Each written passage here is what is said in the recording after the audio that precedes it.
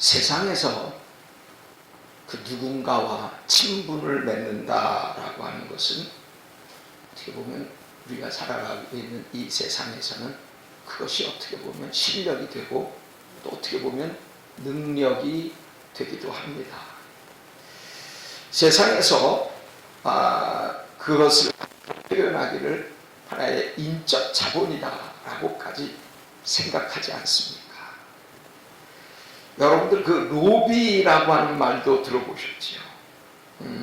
어떻게 보면 어떤 비용과 그리고 시간을 불사해서라도 하나의 그 인맥의 영향력 안으로 들어간다라고 하는 하나의 그 같은 노력들을 이 시대는 굉장히 주목하고 관심을 기울이는 것입니다.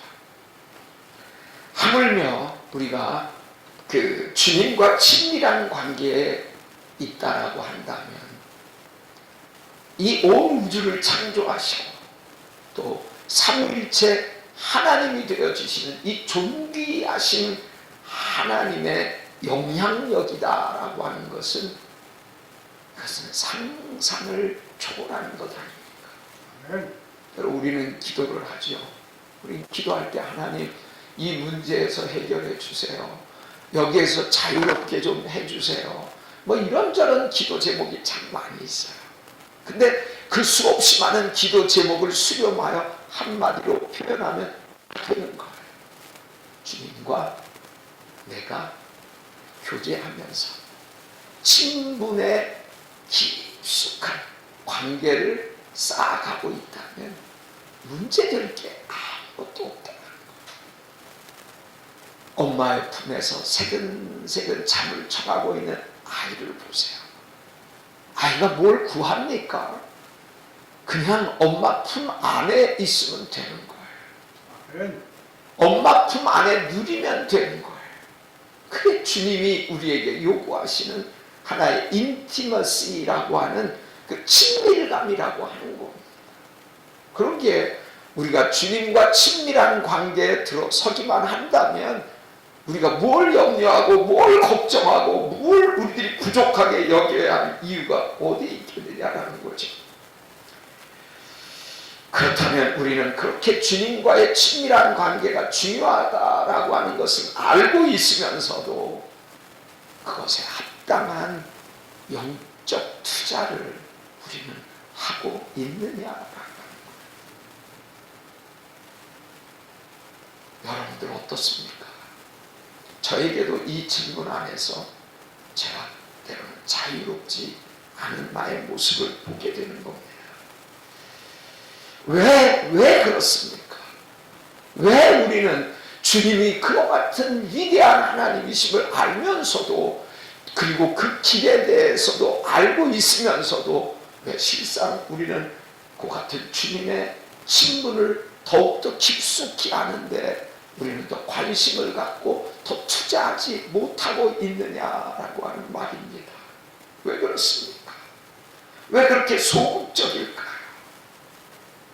따라서 우리는 이와 같은 상황에서 하나의 영적인 발상의 전환, 패러다임이 바뀌어져야 한다라고 하는 거예요. 우리가 알고 있으면 뭐예요?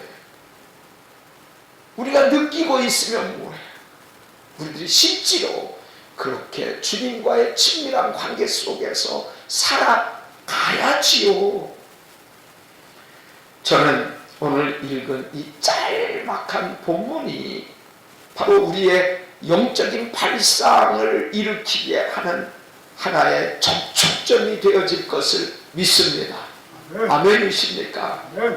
자, 그렇다면 오늘 본문 말씀을 통해서 주님과 더욱 친밀한 사이가 되어질 것을 믿으시면 아멘 하시기 바랍니다.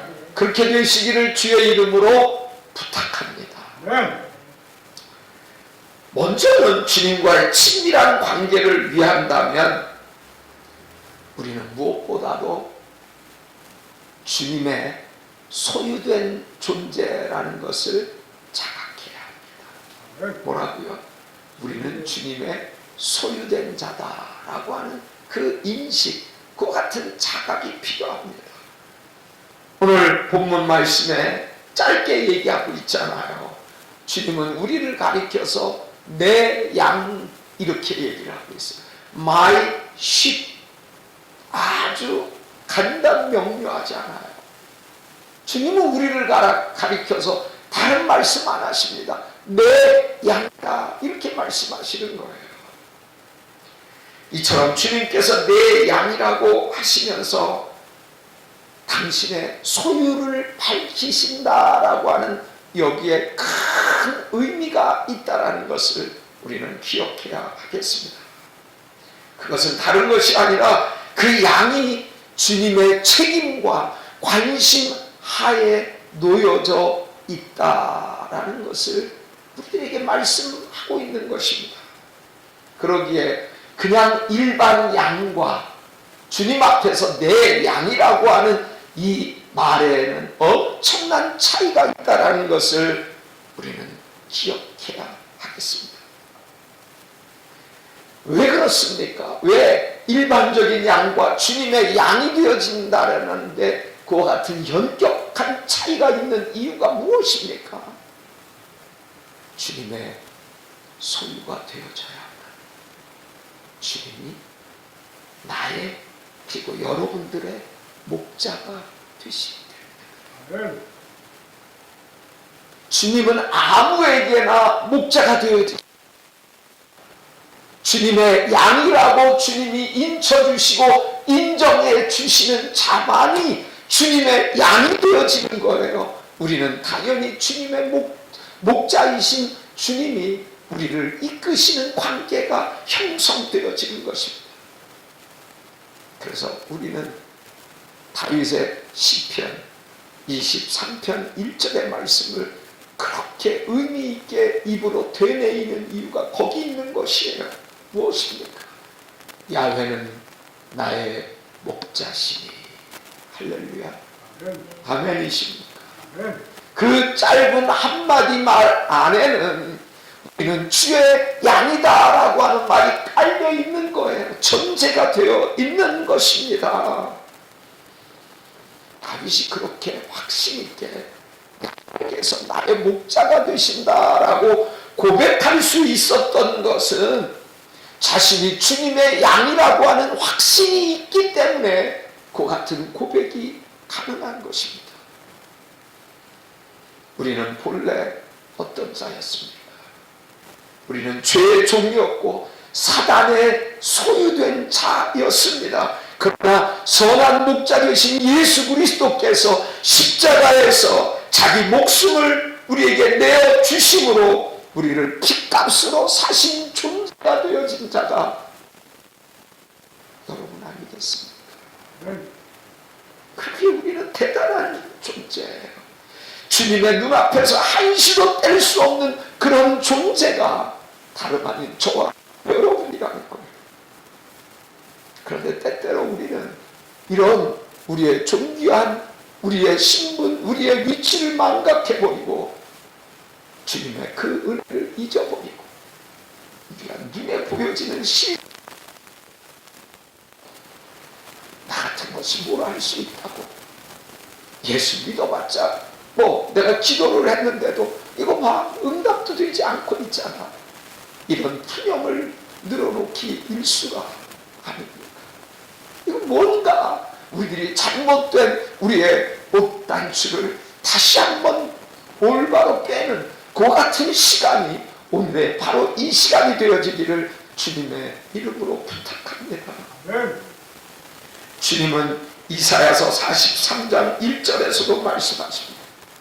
너는 두려워하지 말라. 내가 너를 구속하였고 내가 너를 지명하여 불렀나니 너는 누구라? 너는 내 것이야. 이것이 성경의 핵심입니다.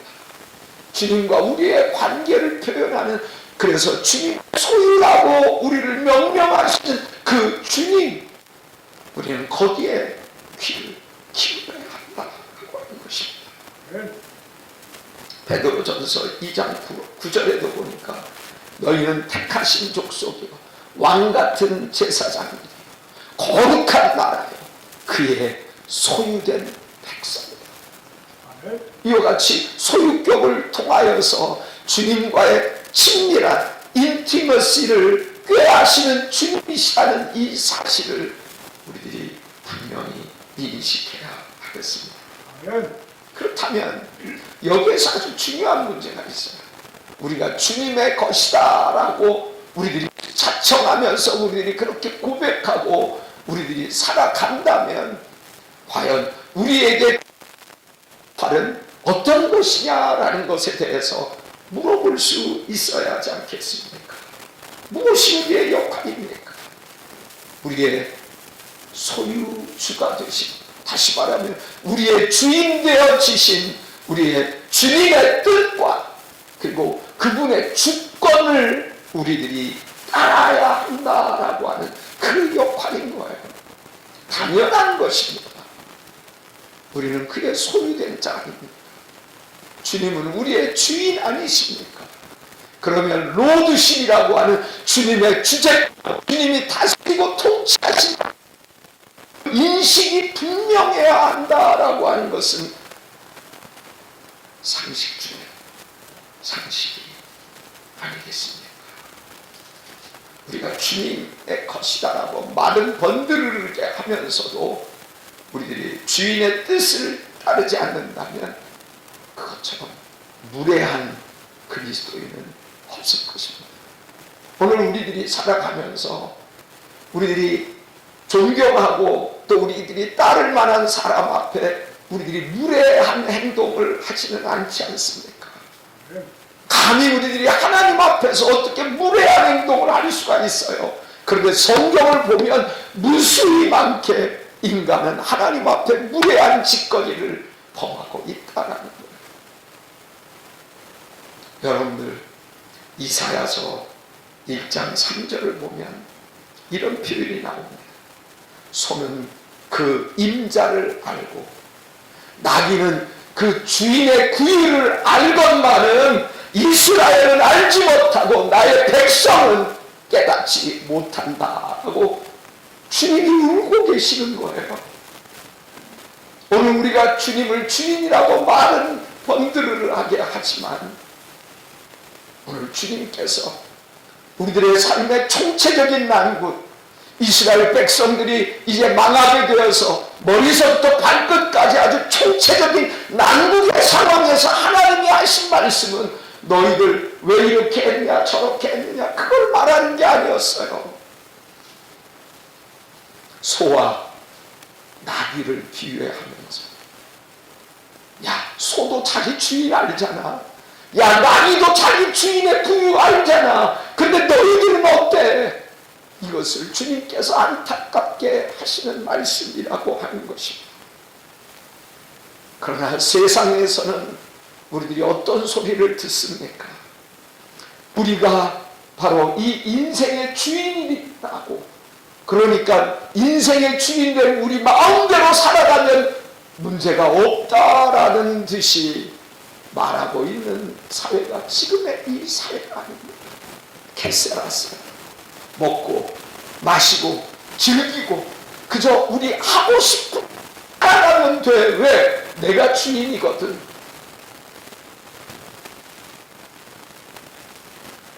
주님과의 친밀함은 무엇보다도 주님의 주권, 그 주님의 로드십, 주님의 주재권을 우리들이 인정하고 따라가는 데 있다. 이것이 그 어느 것보다도 중요하다라는 것을 우리는 고백해야 하겠습니다.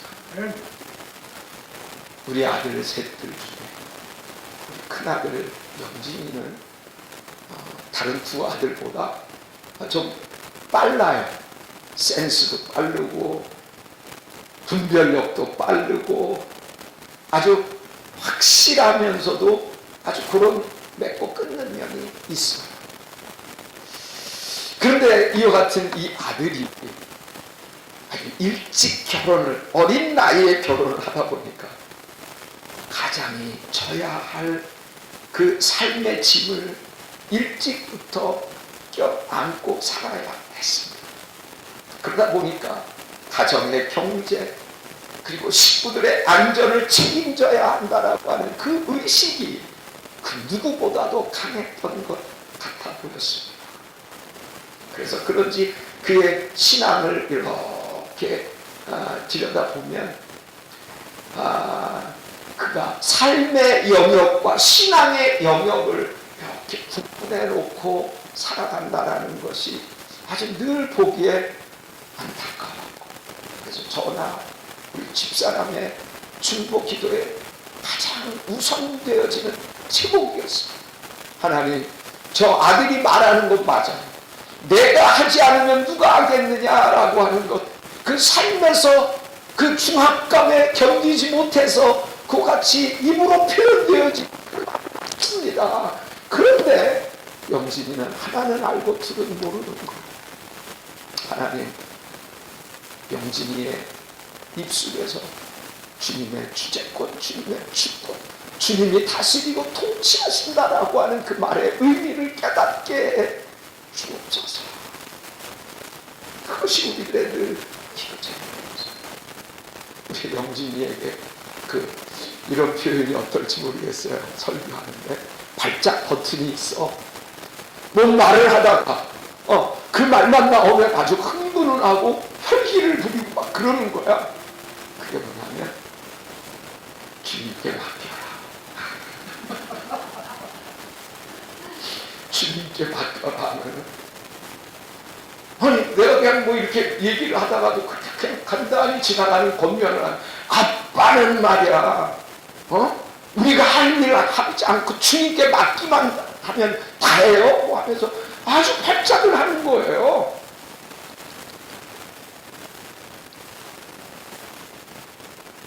그런데 그런 아들이 아주 최근에 또 하나님의 은혜로 바뀌어졌어요. 아빠가 운동을 하고 있었던 것 같아요. 엄마한테 그래서 전화를 했는데 엄마하고 통화를 하는 가운데 이런저런 이야기들을 아마 나눴던 것 같습니다. 근데 거기에 핵심이 그거였어요. 늘 아빠가 얘기하고 권면했던 말이 귀에 들려오지를 않거든요.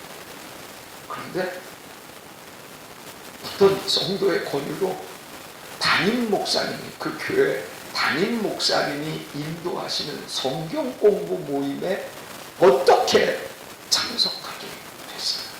그게 하나님의 은혜라고 생각이 돼요. 뭐 늘 듣던 얘기죠.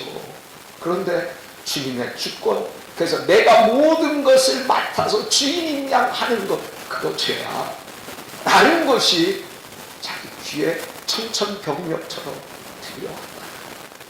아니 그렇게 늘 얘기했고 늘 권면했었던 말이 그 담임 목사님을 통하여서는 뭔가 망치로 두들기는 것 같은 충격으로 와 닿았다라는 거예요.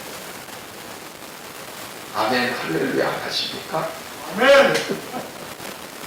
저는 다른 것보다 우리 아들이 자기의 죄를 다른 데서 찾지 않고 주님을 마땅한 주권을 인정해드리지 못하고 살아왔던 것이 얼마나 자기의 오만 불손한 모습이었는가를 깨달았다라고 하는 그 자체가 얼마나 감사한지 모르겠어요. 주님의 소유권, 그 주권을 알지 못하고 자신의 의지대로 살아왔다라는 것이 죄라는 것을 비로소 깨닫게 된 것입니다. 이것이 은혜예요. 그래서 요새 얼마나 감사하죠. 하나님의 카이로스의 때가 되면 우리는 언제 하나님 이 애들을 보면서 늘 이 답답한 마음을 어떻게 삭힐 수 있을까요? 했는데 하나님이 어느 순간에 이 부분하고는 연결이 없지만 세진이도 마찬가지예요. 최근에 또 그런 고백을 하는 거예요. 아빠, 이게 방언 받은 거야? 아니 뭔 소리야? 너 갑자기 요새 기도를 하면 그냥 막 내 의지하고 상관없이 기도가 쉽게 나오면서 막 말이 나온다는 거예요. 아빠 그게 방언이야? 그래 그게 방언이야. 하나님이 우리 자녀들을 하나하나 만져주시는 그 은혜를 요즘에서 경험합니다. 애들이 아무리 육신적으로 잘 나가봤자 그건 자기네들 몫이지 나와 무슨 상관이 있어요. 그러나 내가 목회자인데도 자녀들이 신앙 안에서 온전한 신앙생활을 하지 못하고 그들이 늘 주저주저하는 그런 모습을 보는 것이 우리들의 짐이요 우리들의 고통이었습니다. 그런데 하나님께서 일시에 그 문제를 풀어주시는 거예요. 사랑하는 우리 생명의 교회 성도 여러분, 오늘 우리가 주님과 보다 더 친밀한 관계에 이르기를 원하십니까? 주님이 나를 소유하셨다라고 하는 바로 주님의 로드십, 주님의 주권, 주님의 뜻을 우리들이 인정하며 살게 되시기를 주의 이름으로 부탁합니다. 바로 복잡한 것이 아니에요. 어려운 것이 아니에요. 그것이 우리들의 신앙의 영역에서 해결되어지면 그것처럼 주님과 깊은 교제 속에 들어가는 길이 없는 거예요. 놀라운 일 아닙니까? 오늘 그와 같은 주님의 친밀한 관계를 바로 주님께서 우리를 내 양이라고 부르시는 여기에서 이유를 찾는 저와 여러분들 되시기를 주님의 이름으로 부탁합니다. 다음으로 주님의 친밀함을 위해 우리는 주의 음성을 들어야 하겠습니다. 오늘 본문의 말씀은 아주 짤막하게 간단하게 말합니다. 내 음성을 들으며 My sheep listen to my voice. 내 음성을 들으며 이렇게 기록되어 있는 것입니다. 여러분들도 알고 계시듯이 양이라고 하는 그 짐승은요, 이 눈, 시력이 굉장히 다른 짐승에 비해서 안 좋습니다. 안 좋아요. 아주 시력이 나빠요. 그래서 양들은 얼굴을 보고 목자를 알아보기보다는 목자의 음성에 의존하는 경향이 크다라는 것을 알 수 있습니다. 그러다 보니 청각이 발달되어져서 멀리서도 목자가 소리를 내면 네 하면서 양들은 그 목자를 향하여 달려가는 것입니다. 청력이 발전되어지는 것입니다. 그것이 바로 양들의 속성이다, 이런 것을 우리 알 수 있어요. 왜 양들은 이렇게 못난 점, 부족한 점들이 많은가? 바로 우리의 모습을 돌아봐도 거기에서 답을 알 수가 있는 것 아닙니까? 양들은 목자의 음성을 들어야만 위험으로부터 벗어나 안전함을 취하게 되는 것입니다. 뿐만 아닙니다. 목자의 음성을 들어야 그 양들은 먹이가 있는 곳으로 인도받을 수가 있고 쉴만한 물가으로까지 인도받을 수 있다라고 하는 것이에요. 그러기에 양들에게 있어서 목자의 음성을 듣는 것은 사느냐 죽느냐의 문제라는 것입니다. 옵셔널한 문제가 아닌 거예요. 오늘까지껏 우리가 주님의 음성을 못 듣는다라고 해서 뭐 문제될 것이 있나? 이렇게까지는 말하지 않겠지만 내심 우리들의 신앙생활을 하는 가운데 주님의 음성 듣는 것에 그렇게 우리들이 예민하지 않다라는 것을 우리들이 느끼고 있지는 않습니까? 우리는 세상의 소음 속에서 주님의 사랑의 음성을 가려내는 이와 같은 청력이 필요합니다. 아멘이십니까? 주님의 음성을 듣기 위해서 우리에게 필요한 것이 바로 틈틈이 시간을 내서 멈춤의 시간을 갖는 것입니다. 현대인 너무나 빨라요. 너무나 정신이 없는 것 같아요. 그러나 우리는 때때로 멈춤의 시간을 통하여서 그 멈춤의 시간을 통하여서 하나님의 말씀을 읽고 또 그 하나님의 말씀을 듣고 그리고 그 하나님의 말씀을 우리들이 암송하고 그래서 그 하나님의 말씀을 묵상하면서 친밀한 되겠습니다. 제가 새 집에 이사한 것이 벌써 수개월이 지났어요. 작년 11월 22일이었던가요. 정말 하나님의 은혜로 우리들이 갈 수 없는 그와 같은 곳에 하나님이 이렇게 저렇게 일을 만드시다 보니까 그냥 가게 되는 거예요.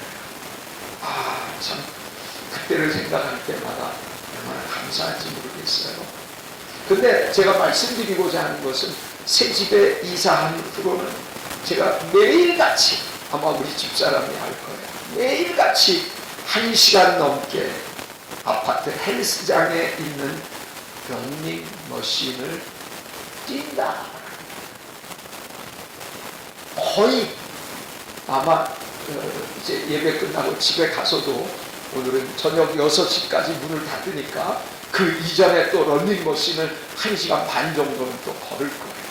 매일같이 너무 감사한 게 그러다 보니까 제 이 양복을 좋아하면서도 이 양복을 못 입는 거야. 왜 못 입는 줄 알아요? 이게 허리띠가 쪼여지질 않아. 너무너무 이 옷이 작게만 느껴진 거예요. 그런데 그렇게 벌써 수개월을 그렇게 열심히 뛰다 보니까 헐렁헐렁하지까지는 않지만 아주 핏, 아주 딱 맞는 거예요. 얼마나 감사한지요. 근데 제가 이렇게 왜 운동 얘기를 하느라 이렇게 하냐 이렇게 여러분들이 말씀하실 수도 있어요. 근데 중요한 핵심은 런닝머신을 하면서 팔을 이러지는 않아요. 두 손을 거기에 바에 막 이렇게 붙잡고 그때서부터 하나님이 제게 암송하게 하신 그 영어 암송 한 130여 개를 거기서부터 쭉 이 암송하는 데만 걸리는 시간이 40분, 아주 정확해 40분, 35분 요 정도가 걸리는 거예요. 뭐 거기서 음악도 들려오고 뭐 사람들 막 뛰어가고 뭐 이런 소음이 있는데 집중이 될까요? 뭐 이런 생각이 드시죠? 집중이 됩니다. 그런데도 집중이 돼요. 참 그래서 아마 성도나 목회자들 중에 하나님과의 교제를 런닝머신에서 한다라는 것 그렇게 제가 진하게 들어본 적이 없어요. 근데 저는 그게 너무나도 확실해요. 그 시간은 나와 주님과의 은밀한 대화의 시간입니다. 그 130개의 성구를 저거 하면 웬만한 말씀 다 있을 거 아니에요. 내가 너의 주인이다. 나는 너와 함께 하겠다. 내가 너를 복주겠다. 네가 고통스러워도 내가 너와 함께 있지 않니? 다 그런 말씀들 아니에요. 그러니 그 암송을 매일같이 하니까 그냥 입만 열어도 달달달달 나오는 거예요. 무엇이 주님의 음성을 듣는 것입니다. 하나님의 약속의 말씀을 가까이 하는 거죠. 양들도 마찬가지예요. 자신들의 목자의 음성을 익히 알아듣기 위해 처음에는 태어나서 이렇게 막 잊어버리기도 하고 그럴 거예요. 근데 계속 목자의 음성을 듣고 또 듣고 또 듣고 계속 반복하면서 그 목자의 소리가 분별이 되어지기 시작하는 것 아니겠습니까? 여러분들 오늘 우리는 무엇을 하느라 그렇게 바쁩니까? 멈추는 시간을 통하여서 주님 앞에서 쉬어가면서 주님은 과연 나에게 어떤 말씀을 지금 하시려고 하는가를 그렇게 치료해야 하지 않겠습니까? 그래야 주님이 주인 되어지신 상황에 우리들이 주님을 모시는 것 아닙니까? 주님은 앞에 세워놓고 우리들이 하고자 하는 대로 다 하면서 마치 바쁜 듯한 인상을 주님 앞에 남겨버린다면 주님이 어떻게 우리를 생각하시겠습니까? 오늘 이 시간을 통하여서 우리가 보다 더 친밀한 주님과의 관계를 위하여 주님과 말씀을 듣고 또 그 말씀을 읊조리는데 더 많은 시간을 투자할 수 있는 우리 모두가 되시기를 주님의 이름으로 부탁합니다. 그런데 주님과의 친밀함을 위해서 또 해야 될 게 있어요. 그것은 내가 할 영역은 아닙니다. 주님의 영역이에요. 그 뭐냐면 주님께로부터 주님께서 나를 아셔야 된다라고 하는 문제예요. 주님께서 나를 아셔야 한다라고 하는 거예요. 나는 그들을 알며 여기서 이 안다라고 하는 이 말의 헬라어 원어의 의미는 기노스코라고 하는 것인데 그냥 머리로서만 아는 개념이 아니라는 거예요. 똑같은 개념으로 구약 성경에 히브리어로 기록되어 있는 안다라고 하는 말씀이 바로 야다라고 하는 것이 있는데 이 기노스코도 같은 의미의 개념입니다. 마치 부부가 서로 부부를 안다라고 하는 것은 삶의 경험을 통하여서 안다라는 것이 전제되어 있는 것처럼 우리가 눈만 감아도 주님이 우리를 어떤 형편, 어떤 처지에 있는 것을 주님이 다 모두 세밀하게 알고 계신다라는 이 사실인 것입니다. 놀라운 사실은 주님께서는 우리가 모태에서 태어나기 전부터 주님은 우리를 알고 계셨다라고 말씀하고 계시는 거예요. 예레미야서 1장 5절에 보니까 내가 너를 모태에 짓기 전에 너를 알았고 이런 말씀을 하고 계시지 않습니까? 이거 놀라운 말씀 아닙니까? 주님은 우리의 연약함, 때로는 우리가 숨기고 싶은 것, 우리의 죄성, 그리고 우리의 상처까지도 주님은 디테일하게 다 알고 계시는 하나님이시다라고 하는 거예요. 그러기에 우리는 주님 앞에서 우리가 아무것도 없었던 것처럼 그래도 주님 앞에 우리의 완벽한 모습을 보여주려고 노력할 필요가 없다라고 합니다. 있는 그대로 주님 앞에 다 드러내 보여드립니다. 주님, 저를 아시지요. 저의 형질을 그 누구보다도 잘 아시지요. 저는 지금 이런 형편, 이런 처지에 있는 것 주님이 누구보다도 잘 아시지요. 이와 같은 정직한 고백이 우리에게 필요한 것. 종교 음식 냄새, 모양새가 번들하게 흘러지는 그 같은 종교적인 그러한 표현이 아니라 바로 이런 아주 순박한 우리들의 믿음을 향한 주님을 향한 믿음의 고백이 주님이 요구하시는 바라는 것입니다. 그런 고백이 있어야 합니다. 비로소 주님과 우리는 더 깊은 친근한 관계로 나아갈 수 있게 되는 것입니다. 그 관계에 들어서게 되시기를 주님의 이름으로 축원합니다. 마지막입니다. 주님과의 친밀함을 위해 우리는 주님을 따라가야 합니다. 오늘 본문 말씀은 또 이렇게 말합니다.